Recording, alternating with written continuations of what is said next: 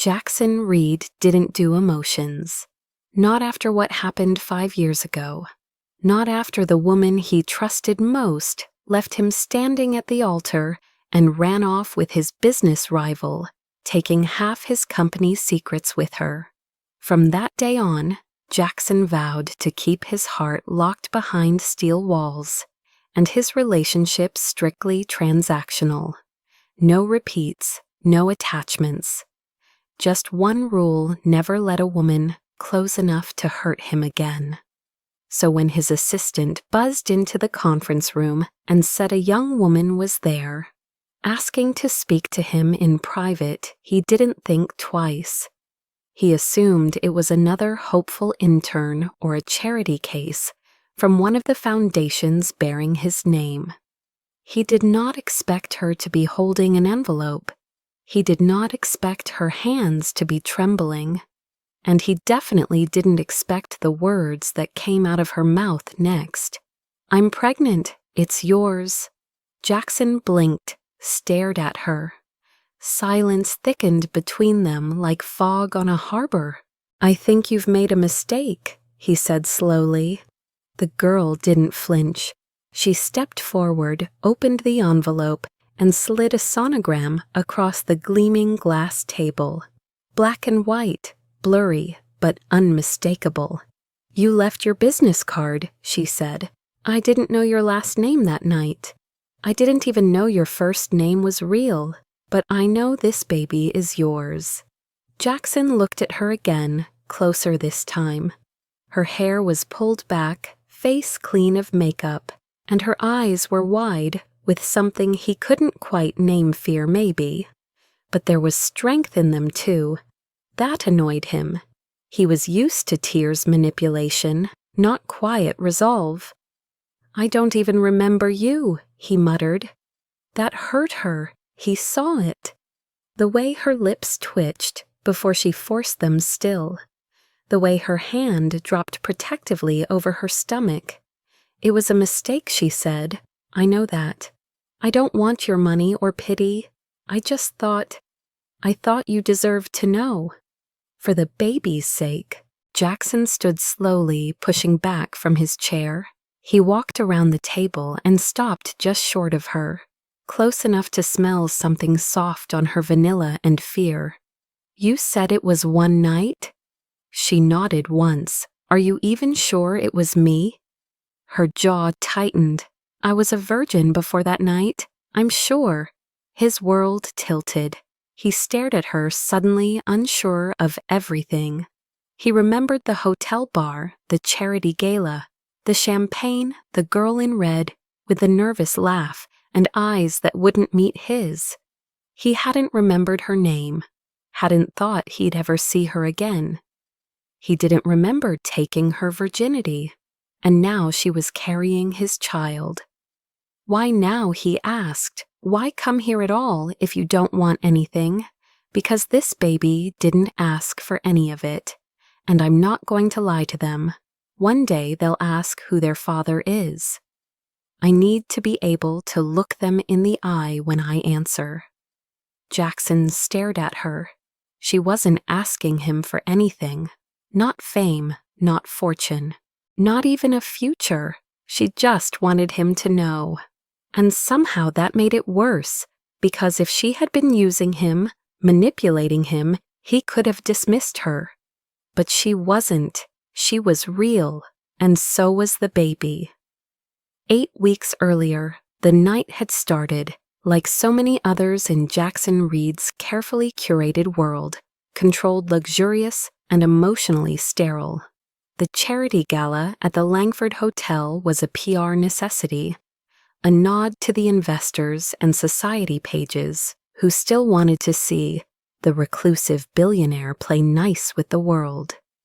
Jackson had shown up in his tailored tuxedo, nodded through the expected conversations, raised his paddle at the silent auction, and slipped away to the rooftop bar before dessert was served.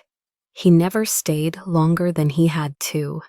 He hated fake smiles and empty praise. What he needed that night was a drink strong enough to kill the silence inside his chest. That's when he saw her. Emily Moreno wasn't supposed to be there. She had only agreed to fill in for a sick coworker because her part-time job at the hotel barely covered her art school tuition. She wasn't supposed to be serving champagne in 4-inch heels or navigating crowded rooms filled with billionaires who didn't see her. But there she was balancing a tray of flutes when a drunken guest stumbled into her and one glass toppled onto the floor with a crash. She knelt to clean it up, mortified cheeks burning with humiliation. And that's when Jackson looked her way. He hadn't meant to notice her, but he did. Something about the way she moved, the way her eyes darted away from his, the way she looked like she wanted to vanish and fight back all at once, it pulled something in him. When she apologized, he said nothing, just handed her a handkerchief, stared a little too long, then walked away. But an hour later, when he found himself sitting alone at the bar and she reappeared to restock glasses, he spoke. Rough night. She had laughed nervously, unsure if she was allowed to answer. It's just a job, she replied. One night then, I'm back to real life. Funny, he said, I say the same thing after every party. That made her smile. It was small shy, but it stayed with him. He asked her name. She lied, gave him only M. He didn't push. He offered her a drink after her shift. She hesitated, but something in her, something tired of rules and survival, said yes. One drink turned into 2, then into conversation, awkward at first, then surprisingly easy. She didn't know who he was, or if she did, she didn't care. She didn't ask about his company or his bank account. She asked about his favorite color, his worst memory, his last real laugh. He found himself answering, truthfully, that never happened. Hours later, they ended up in his suite. He thought it was her idea. She thought it was his. Neither really knew how it happened, just that it felt like gravity had pulled them together. She didn't tell him it was her first time. She didn't want pity. She just wanted to feel wanted just once without expectations or judgment. The next morning she was gone before he woke up. She left nothing behind but the faint trace of vanilla perfume and a memory he would pretend not to remember. And her Emily returned to her tiny apartment above a laundromat, sick with guilt nerves and a strange ache in her chest she didn't know how to name. For a week, she avoided the memory. But then the nausea started, then the fatigue, then the test that changed everything. One word, pregnant. She sat alone in the bathroom for hours trying to believe it, trying not to cry. When the reality settled in, she did the only thing she could. She pulled out the business card he had left on the nightstand. Jackson Reed. No phone number, just an office address. A name she hadn't even known until that moment.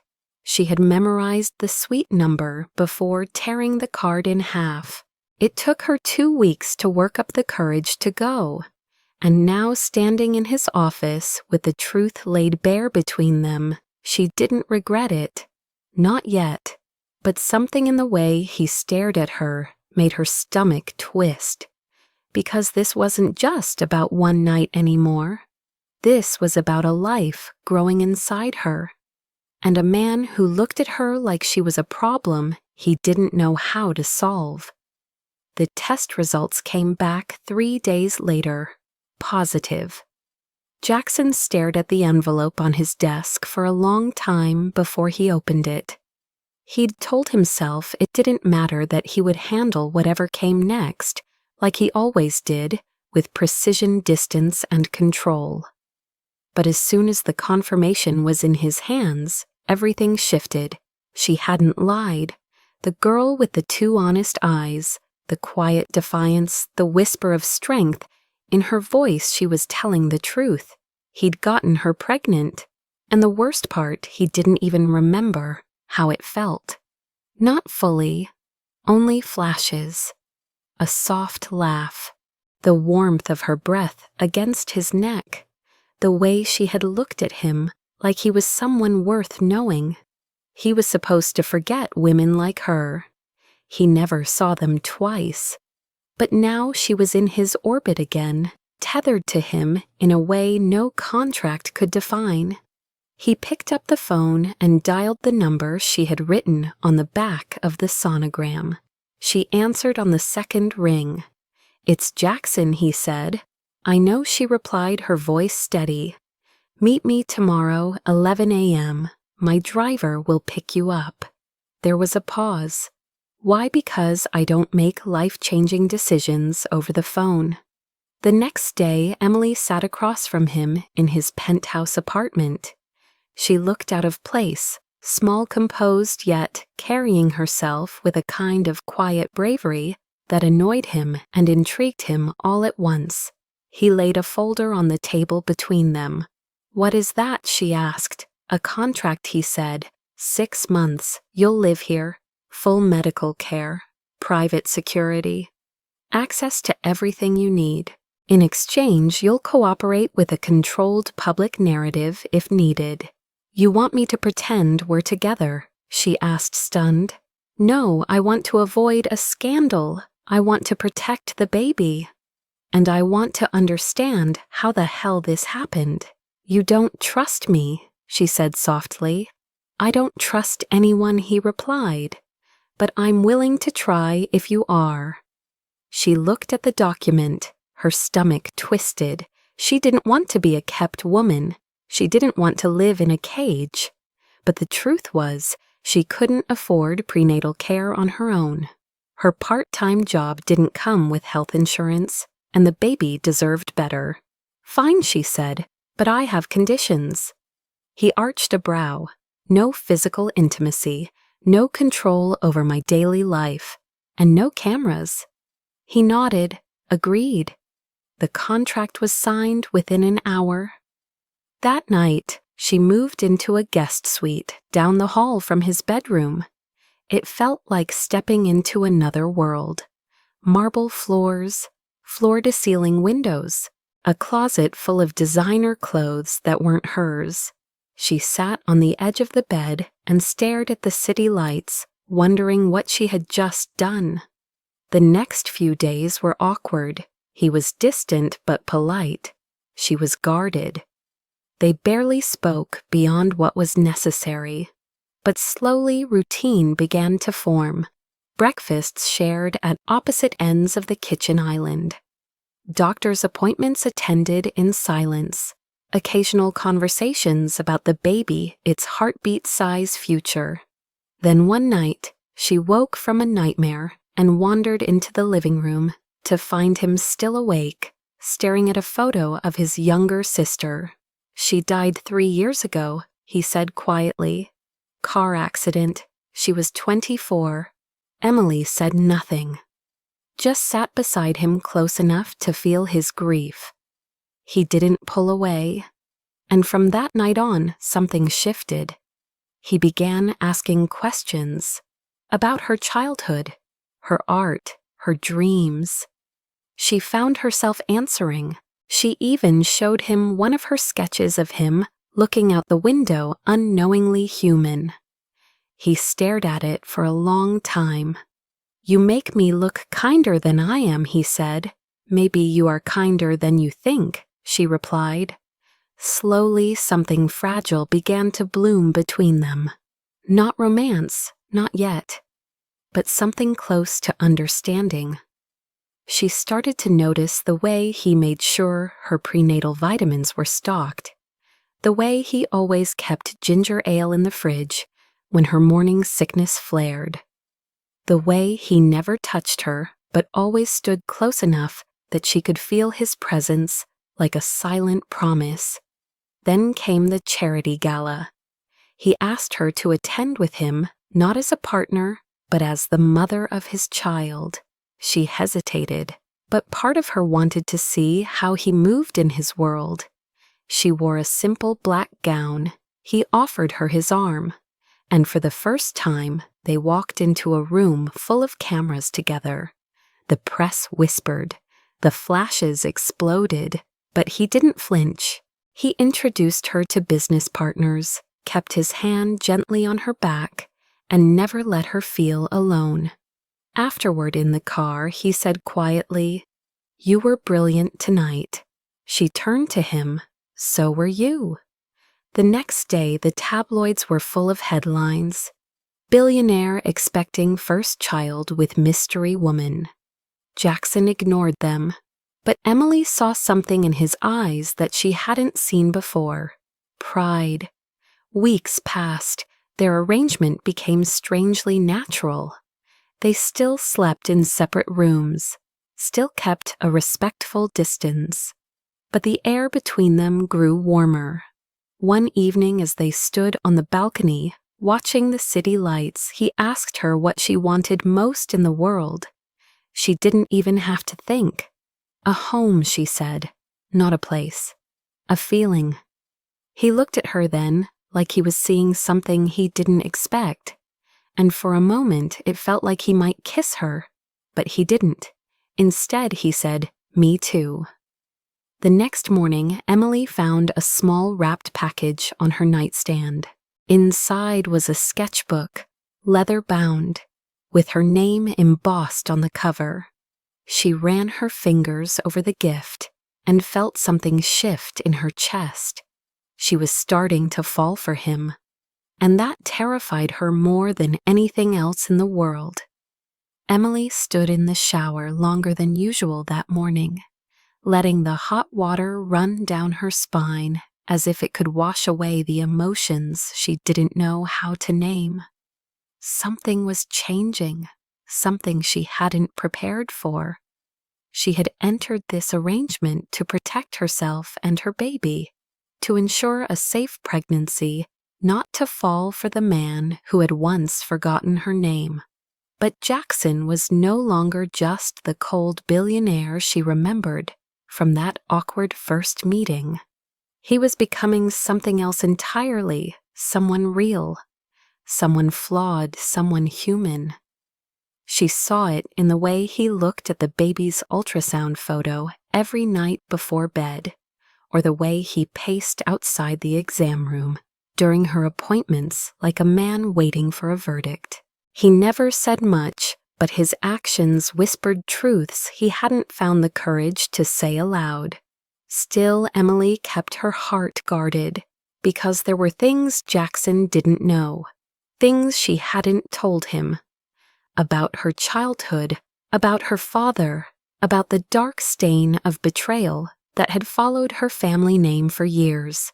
She had spent most of her life trying to outrun it, and now she feared that truth might destroy everything. Jackson was falling too, though he refused to admit it. He found excuses to spend time with her, offering to drive her to her art school, just to see where she worked, or sitting in on her painting sessions under the guise of making sure she was resting enough. He laughed more now, softer, slower, like the weight on his shoulders was finally starting to lift. But he hadn't let go completely. Not yet. Then one afternoon, everything changed. Emily had gone to her friend's apartment, Harper, her only real confidant, to drop off some paintings. But when she arrived, the door was slightly open, and she heard voices inside. Familiar voices. "She's playing him." Harper said, her tone sharp. "You really think she just ended up in his bed by accident? That girl knows exactly what she's doing." Emily froze. Her heart pounded. She's been after a way out of her pathetic life since college. Harper continued. She probably planned the whole thing. One night with a billionaire, boom instant safety net. A man's voice responded low and skeptical. "You think she's lying about the baby?" "Oh no, the baby's real," Harper said. "But don't let the virgin act fool you. Emily's smarter than she looks. She's just pretending to be naive." Emily backed away from the door, her stomach churning. Her fingers shook as she clutched the strap of her bag. She wanted to burst in to scream, to ask how her best friend could twist the truth into something so ugly, but she didn't. She turned and fled. That night, she said nothing to Jackson. She ate dinner in silence, smiled when she needed to, laughed at his dry humor like nothing had happened. But something inside her cracked, and it only deepened when she found a sealed envelope tucked in the back of a drawer in the office. She hadn't been snooping. She had been looking for sketch paper, but the envelope wasn't labeled and it was too tempting not to open. Inside were photocopies of legal documents, articles from over a decade ago. A name leapt out at her, Miguel Moreno, her father. Her hands trembled as she scanned the headlines. Fraud, embezzlement, destruction of Reed family holdings, court hearings, asset freezes. She stared in horror. Her father had once worked with Jackson's family. He had stolen from them, ruined them. Her mother had never told her the full story. Just that Miguel had disappeared when Emily was 9, that he had been in trouble and couldn't come back. Jackson's parents had lost everything. His sister had dropped out of college. Their lives had unraveled. And Emily's father had been the reason. Suddenly, everything made sense. The look in Jackson's eyes when he had first seen her last name on the medical forms. The stiffness in his voice when he talked about trust. He knew, or at least he suspected. And he hadn't said a word. That night, she sat on the edge of her bed, clutching the documents, wondering if the fragile thing between them had just been a lie, built on layers of silence. She didn't know whether to confront him or walk away, but fate chose for her. The next morning she woke dizzy. Nausea hit her like a wave. She tried to stand, but collapsed against the wall. Jackson found her minutes later, curled on the bathroom floor, pale and shaking. He called for help, carried her to the car himself. At the hospital, the doctor's expression was grave. "She's at risk of losing the baby," he said. "Stress, exhaustion, it's all adding up. We need to keep her under observation." Jackson stood beside her bed, unmoving, his hands clenched at his sides. Emily looked at him through a haze of pain.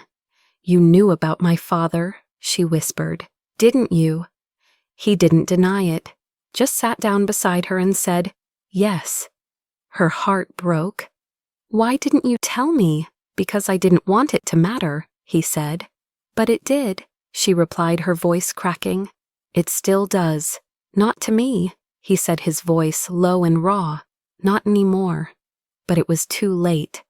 Her world had already started to unravel. The only question was whether he would help her piece it back together or let it fall apart completely.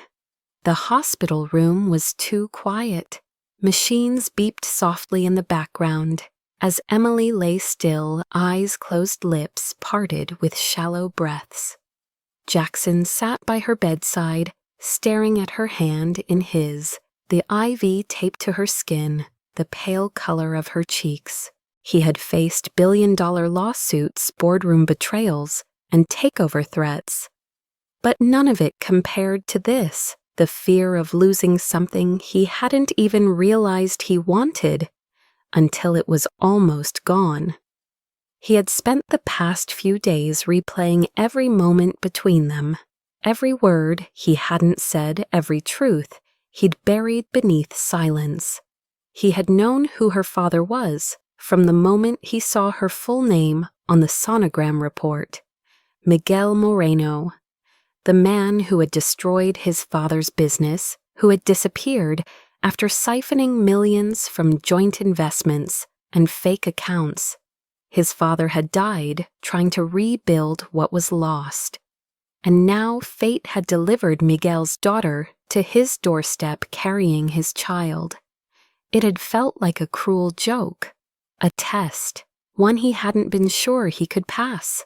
But Emily hadn't known. She was innocent, just a girl trying to survive.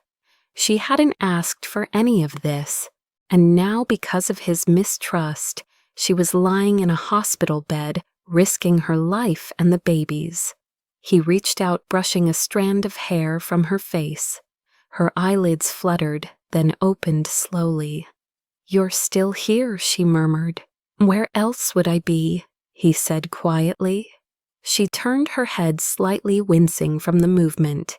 "How bad is it you're stable?" he said. "But they're keeping you here until they're sure the baby's safe." She closed her eyes. "I thought I was doing everything right." "You were," he said. "I wasn't." She looked at him again, this time with a mix of sadness and anger. "Why did you keep it from me?" "Because I didn't want my past with your father to define us," he replied. "I wanted to believe I could see you without seeing him." "But you didn't tell me," she whispered. "You let me trust you while you doubted me." He nodded, unable to defend himself. "I was afraid." Of what, she asked. "That I was lying, that I was like him, that I'd care about you." "Anyway," he said. Her lips parted in surprise. He stood, walked to the window, stared out at the city skyline. "I've lived my whole life behind walls. You came out of nowhere. One night. A mistake, I thought. But now I don't know how to go back." Silence hung heavy between them until she said, "Then maybe stop trying to." The door opened and a nurse entered with a clipboard, breaking the moment. After a quick check, she left them alone again. Emily turned toward Jackson. "I want to leave when I'm discharged." "Where will you go?" he asked. "I don't know," she admitted.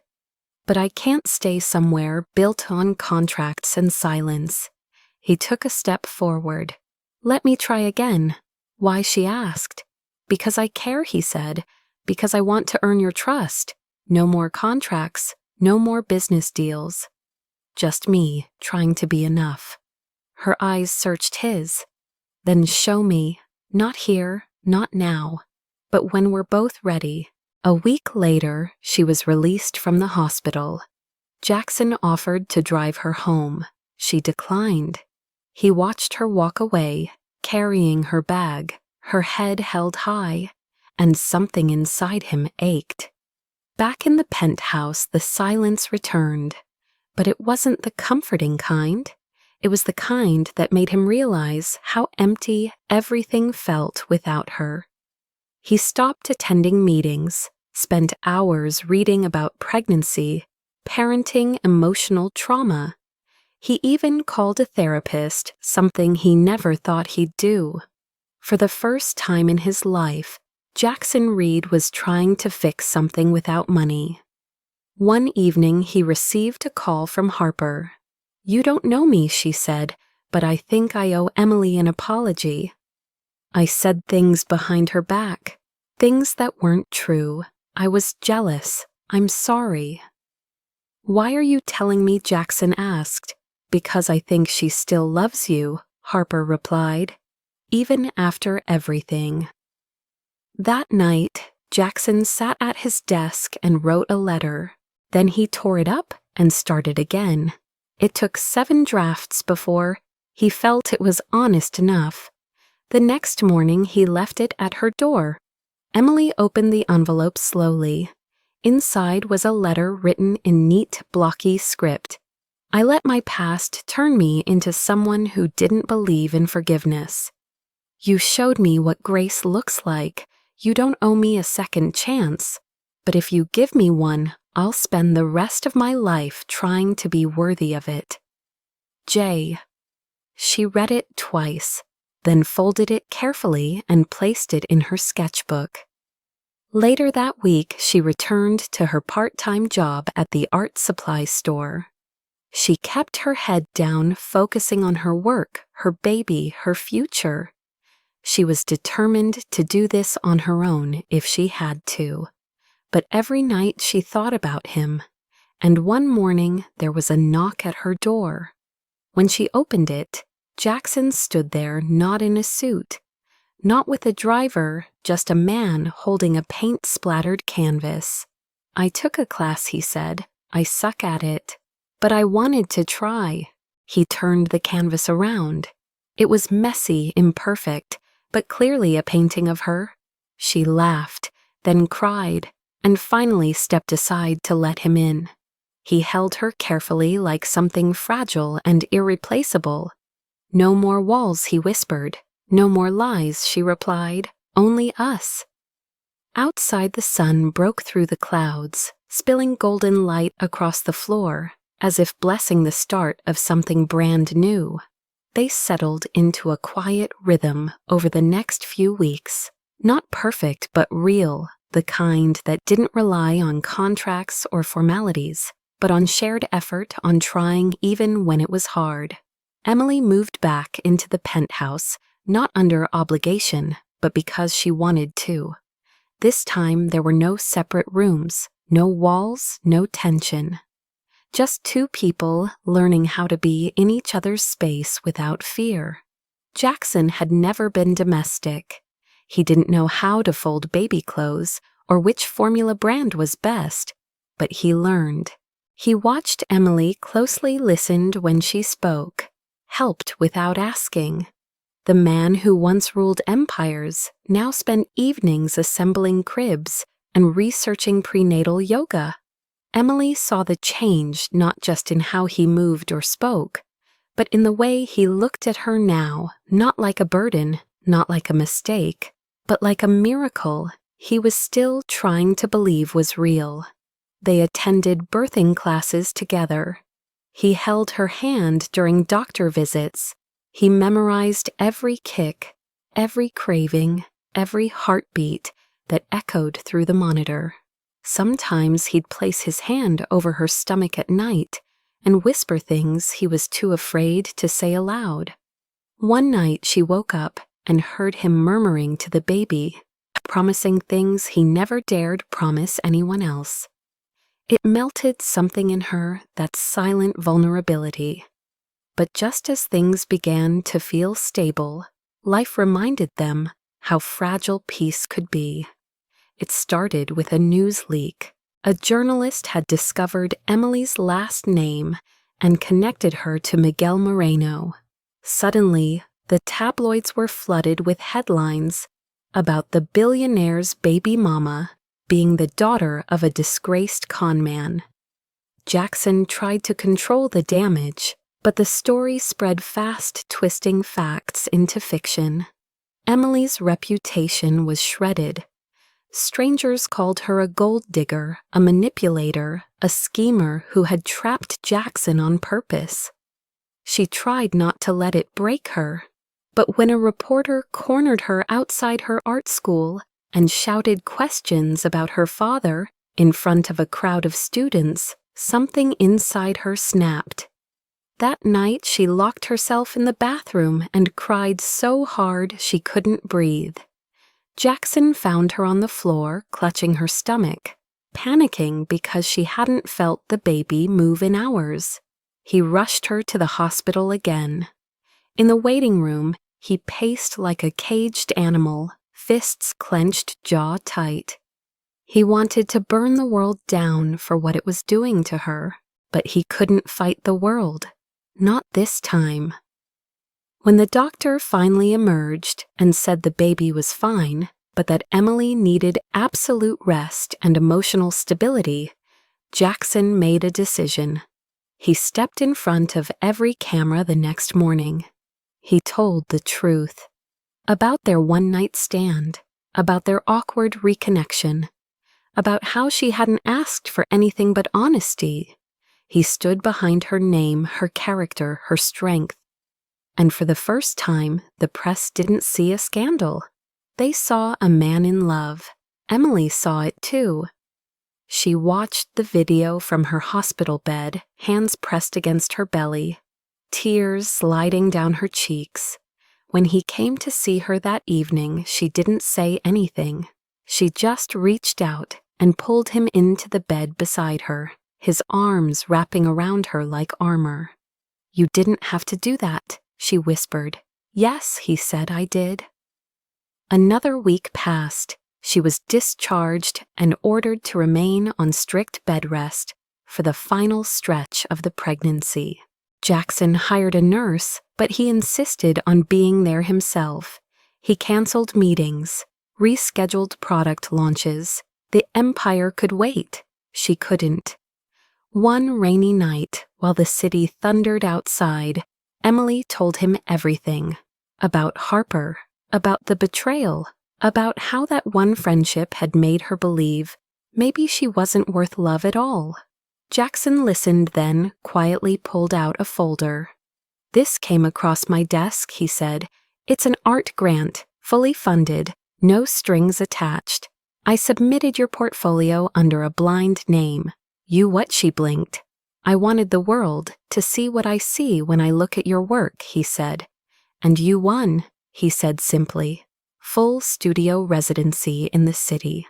For after the baby comes." She burst into tears, not the quiet kind, but the overwhelming, grateful, heart-cracking kind.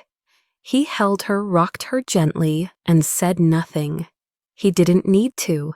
His actions spoke louder than anything he could say. Days blurred into weeks. Then one morning, Emily jolted awake with a sharp pain across her belly. Jackson was already up getting ready for a conference call, but the look on her face stopped him cold. "It's time," she said through gritted teeth. The next few hours were a whirlwind of contractions, nurses screaming panic, and then silence. Then a cry, a high, strong, beautiful cry that made Jackson's knees buckle. The nurse placed a tiny, red-faced baby girl in Emily's arms. Her eyes were closed fists, curled lungs full of life. Emily looked at Jackson and said, "Meet your daughter." He couldn't speak. He just reached out, touched her tiny fingers, and felt his entire world collapse and rebuild in one breath. "She's perfect," he whispered. "She's everything Emily said." Later in the quiet of the hospital room, he pulled a small box from his coat pocket. "I didn't plan this," he said. "I didn't even think I deserved it. But I don't want to live another day without asking." Emily looked down at the ring, simple, elegant, her birthstone in the center. "Marry me," he said. "Not because of the baby, not because we have to, but because I love you, because you're the only home I've ever wanted." She didn't speak for a moment. Then she nodded, tears falling freely. "Yes," she whispered. "Yes to all of it." He kissed her, then soft and slow, with the baby cradled between them. Outside, the storm had passed. Inside, a family was just beginning. 6 months later, the sun filtered through the windows of their new home-painting golden lines across the hardwood floors. Emily stood in the nursery, rocking gently back and forth, with baby Luna nestled against her chest, the tiny infant sleeping soundly in a sea of pastel blankets. The room smelled like baby powder and lavender, peaceful and warm, filled with soft colors and hand-painted murals of stars and forests that Emily had created herself during late nights when the baby kicked and sleep refused to come. Outside the room, Jackson's voice echoed down the hall, low and focused, as he argued with a contractor about installing safety gates on the staircase. He sounded every bit the man who once negotiated billion-dollar mergers, but now he was bargaining over crib heights and toddler locks. Emily smiled to herself, pressing a kiss to Luna's forehead before laying her gently in the crib. She stepped out into the hallway and found Jackson in the living room, crouched beside a mountain of cardboard furniture, parts brows furrowed, a screwdriver in hand. "Let me guess," she said, arms crossed. The world's most powerful CEO is losing a battle with a changing table. He looked up and grinned, the kind of boyish grin that still made her heart stutter. It's rigged. The instructions are lies. That's what you said about the stroller, the swing, and the bottle warmer, she said, walking over. I'm just saying this company should be shut down. She knelt beside him, took the screwdriver from his hand, and clicked the side panel into place with a quiet snap. There, she said. Now you just have to love her. I'll handle the rest. But he didn't laugh this time. Instead, he cupped her cheek with one hand, stared at her like she was the only thing that had ever made sense. You're everything I never thought I deserved, he said. You gave me a second chance without making me beg for it. That's because you showed up, she whispered. When it mattered most. He kissed her softly, then pulled her into his lap arms, wrapping around her as if afraid to let go. The baby monitor crackled, followed by a soft sigh from the crib. They sat in silence listening. After everything, the lies, the pain, the fear, they had made it to this moment. Together. Emily thought about the girl she had been a year ago, standing alone in a bathroom holding a pregnancy test, terrified and certain her life was over. She would never have imagined this, a home filled with light, a man who chose her again and again, a baby who had turned their entire world inside out, only to rebuild it with something stronger. Not perfection, but love, real love, the kind that fights, the kind that stays, the kind that chooses softness in a world that celebrates power. As the sun dipped lower, casting shadows across the floor, Jackson leaned in close, whispering against her ear. Let's raise her to believe that wild nights can turn into beautiful tomorrows.